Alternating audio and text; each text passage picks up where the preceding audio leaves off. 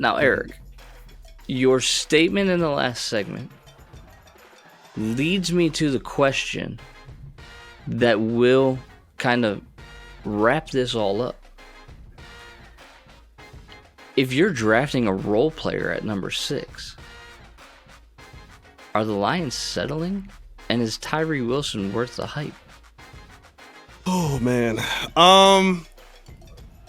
Maybe a little bit. Maybe there's a little settlement there because to me, like, and I said this on the live, I'm going to dig a little bit deeper into it now. If the Lions end up drafting him, I'm not going to be upset. I do think he's going to be a good player. I think he's a good fit, and it makes sense based on what their needs are. But if he's drafted before Jalen Carter, I'm going to have a problem. I don't think, like, to me, and I wanted to kind of like pose this question to you. To me, what I like a little bit more, I like versatility, but I also like especially for young players, I like some players being able to come in and just dominate at one thing. Like being able to step into one position and just conquer that as they grow as players. I feel like that's what Jalen Carter is going to be able to do. Maybe for Tyree Wilson, depending on how they use him, I don't know how quick we're going to see the reward of that versatility, especially if it takes a while from him to round off his skills, understand the play skills and the speed of the NFL, and finding a groove in terms of being a versatile. Like, it took a while for Hutch, like a little bit, like to really settle in and find his groove as a rusher. And I just feel like it might be a little difficult for what the Lions are looking for, especially if they're trying to win right away. So to me, I think there could be a little settling to that if he's picked. If he's taken before Jalen Carter, in my opinion.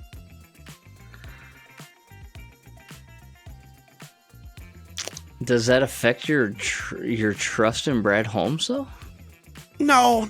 Because that's what I hear. That's what I hear a little bit, right? Because, listen, and I told you last night on the live, we've always said Anderson, Carter, 1A, 1B. And I like Carter as a football player. I've got no problem drafting him. But if Tyree Wilson can move inside and be that guy, I don't want to overstate the case. I don't know if it's settling. It does feel like a settle a little bit. And maybe that's more of an emotional thing because it's like, I really want Will Anderson, so I hope they're not picking at 6. I don't know. I get what you're saying, but would that affect your trust in Brad Holmes if he passed on Jalen Carter?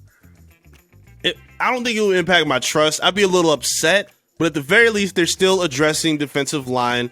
They're still getting a good player that makes sense. It's not like if you pass on Jalen Carter to get Devin Witherspoon, I'm gonna have a problem with that for sure. Oh, yeah. Like, at least, the very least, you're getting a guy that makes sense for what they're looking for. And yeah, I just think Jalen Carter is gonna be a better player. I could be wrong on that, but in terms of the direction of what they're looking for, I think something in that D line, especially again when you're trying to maximize that pick, that D line is going to be the highest value of it for this Detroit Lions team in the draft. So it wouldn't knock my trust that much. No. So I'm thinking about this, right? And I'm thinking about, okay, are they settling? I'm like going back and forth, right? And then I started to think, like, what some concerns with drafting Wilson. He's not a project. We know he's not a project. We know that he can perform on a field. We know that he's a good athlete.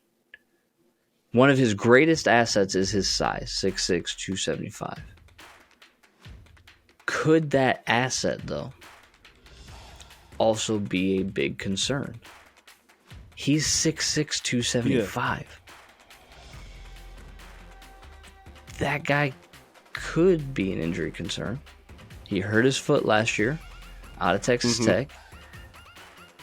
Big guys that, not necessarily hefty guys, but like tall guys that play interior line.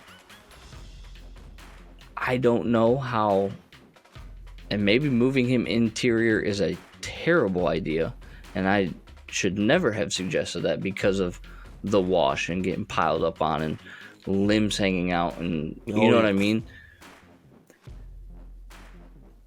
That concerns me the more that I think about it. I agree with the commenters last night that he probably has one of the higher ceilings in this draft.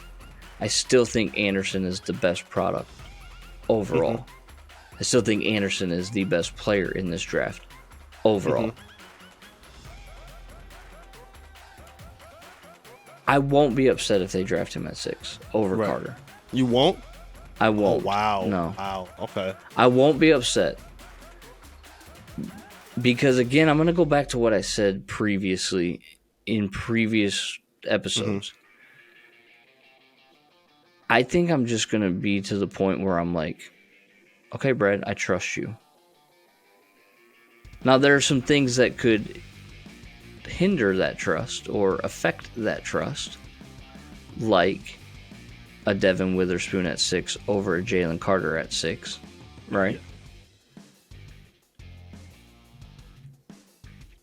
But there's very few of those moves that would really upset me. Okay. So I think if they walk away from number 6 with either Will Anderson, which I think is going to have to be a trade up, but if they walk away from number 6, using number 6 to get Will Anderson somehow, either through trade or draft, because he fell there by the mercies of everything that's holy, or they walk away with Jalen Carter, or they walk away with Tyree Wilson, I think they've set themselves up for success. I agree. Because I think that he is a little bit more than a role player. Like, I think that he could walk in and have not a Hutch type impact. No, I don't see that. That's not. No. You probably think so, but not me. I do think that he would have an impact, though. It would change the way that Anthony Lynn draws up the defense. Aaron Glenn. Aaron But Glenn. I think I'm the worst. no, yeah, with it's names. okay. That threw me off. Anthony Lynn was the offensive coordinator that got fired, wasn't he? Ben Johnson took over for. It's okay. We're going to scratch that. No mind audience. It all worked out fine. We got Ben Johnson. I guess- I called somebody doggone Kurt Cameron last night. Who knows what's going on anymore in this noggin? I'm looking at it from maybe like a basketball point of view, because in the NBA, the new term of the evolution of players is positionless. And I don't necessarily want to see that yet. I don't want to see them try to do that with a Tyree Wilson. I want them to find a lane that works for him, so he can maybe work on some of those raw tools. Exactly. That's why I'm a little more high on Jalen Carter, because he's get the quarterback, clog the space. That's his responsibility. I think Wilson, they may be a little too greedy. Like, it would make sense to do that for somebody like a Chauncey Gardner-Johnson, who's a veteran, a DB. That makes sense. But a young rookie coming in, I'm a little worried that may be a way they use him, and that could put him in the position of being a role player. Maybe. Yeah. We'll see. He's a guy that likes to hit guys. That's what matters when you play defensive line. Check one. Good.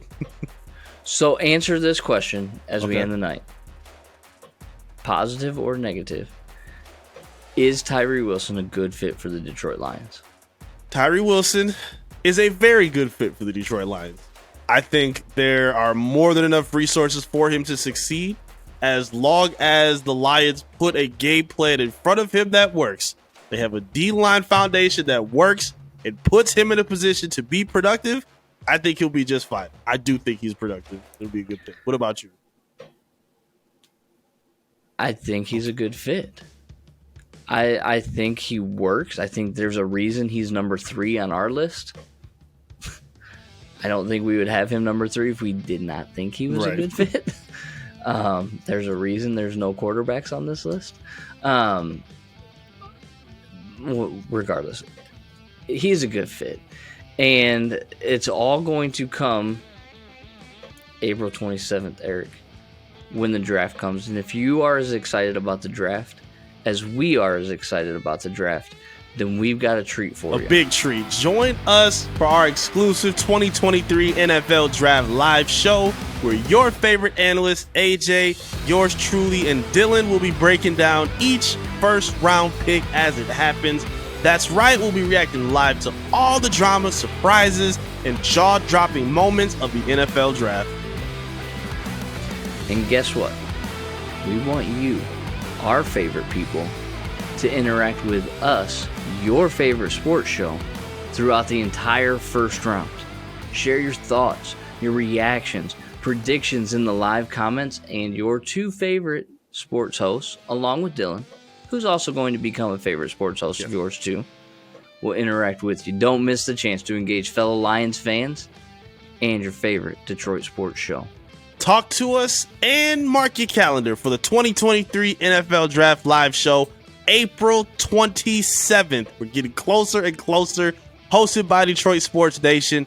Be sure to subscribe to our YouTube channel and hit that notification bell so you don't miss a single moment of this epic event. We will see you there, and go Lions. Now, Eric, as we wrap up, we've talked about Tyree Wilson. We've talked about him a lot. We both believe that he can be a good fit for the Detroit Lions. He was a productive college player towards the end of his college career, broke out in 2022. High remarks from Pro Football Focus, NFL.com, giving him comps to Ezekiel Ansah. PFF says Jason Pierre-Paul. Another one of our commenters last night said True Tella said Trey Flowers as a Patriot, not as a Lion. This is a good thing for the Lions. And it makes the draft more intriguing. We have no idea what's going to happen in the draft. It's all going to get crazy after that first pick. But it's going to be fun.